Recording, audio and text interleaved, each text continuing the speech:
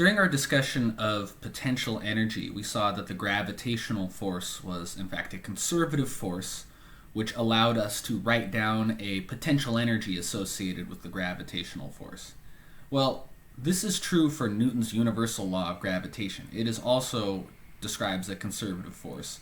So we can write down a potential energy associated with this conservative force, and this is really useful for solving problems involving gravitational force.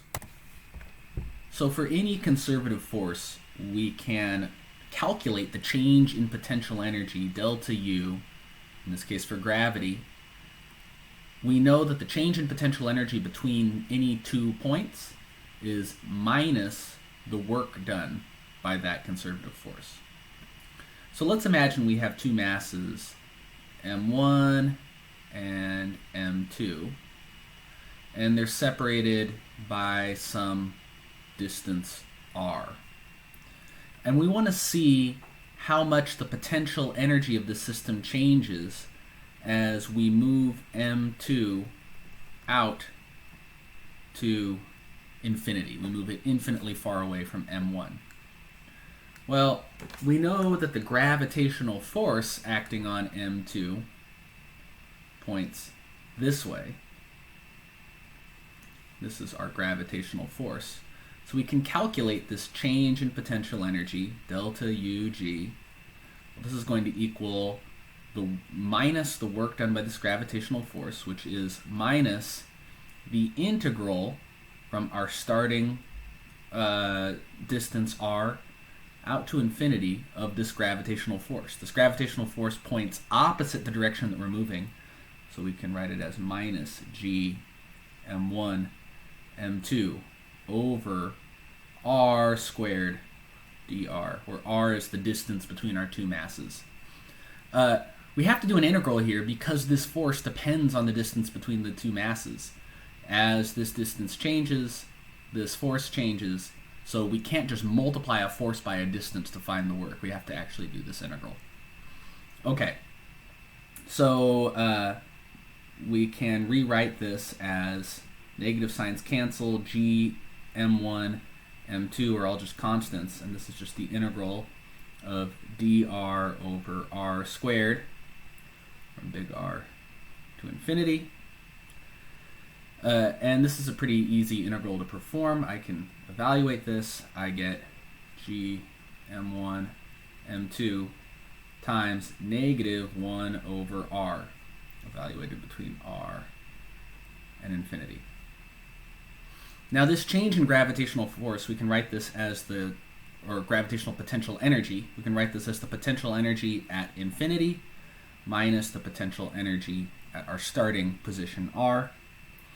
And when we evaluate these limits, we get g m1 m2 times 1 over infinity is 0 minus negative 1 over r.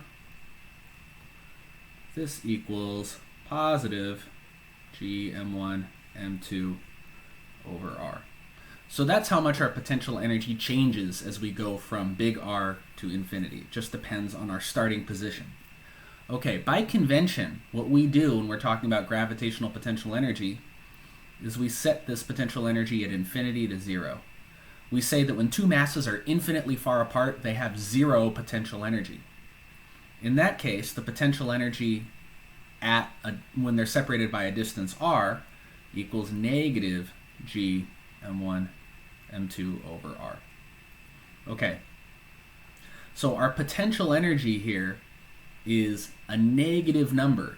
It becomes less negative as r increases and more negative as r decreases. As our masses get closer together, the potential energy becomes more negative. As they get farther apart, it becomes less negative. I'll talk a little bit more about what that means in just a minute.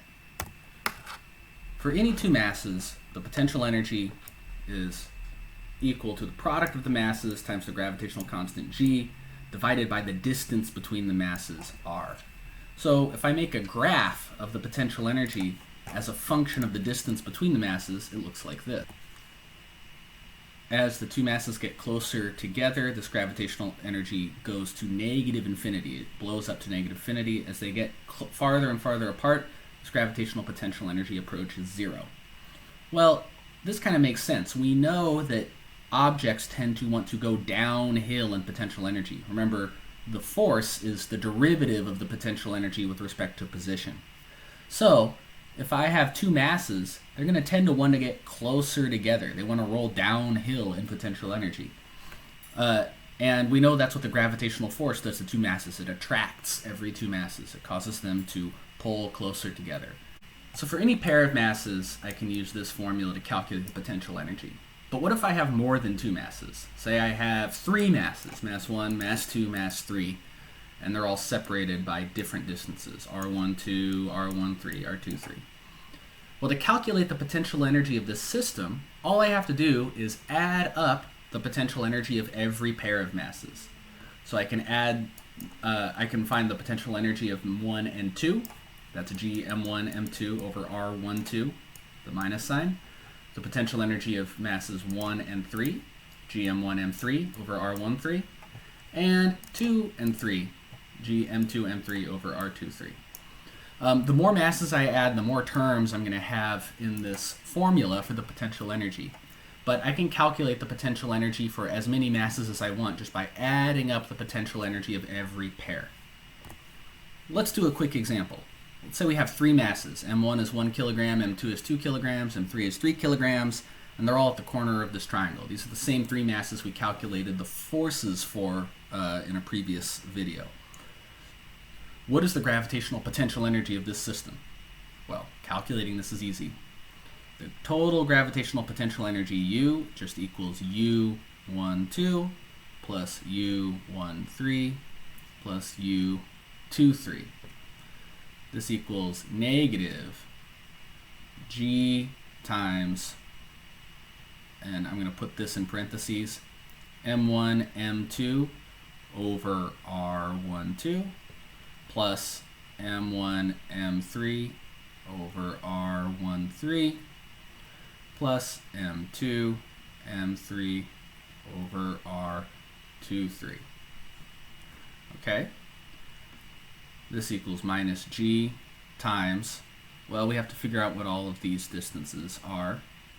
M1 is 1 kilogram, M2 is 2 kilograms, and R12 is just L, which is 1 meter. For M1 and M3, same idea. This is 1 kilogram times 3 kilograms over R13 is also L over 1 meter. 2 and 3, well, I have to find the hypotenuse of this right triangle, but the hypotenuse of a right triangle with two sides of the same length is just root 2 times that length. So this is, M2 is 2 kilograms times 3 kilograms over square root of 2 meters.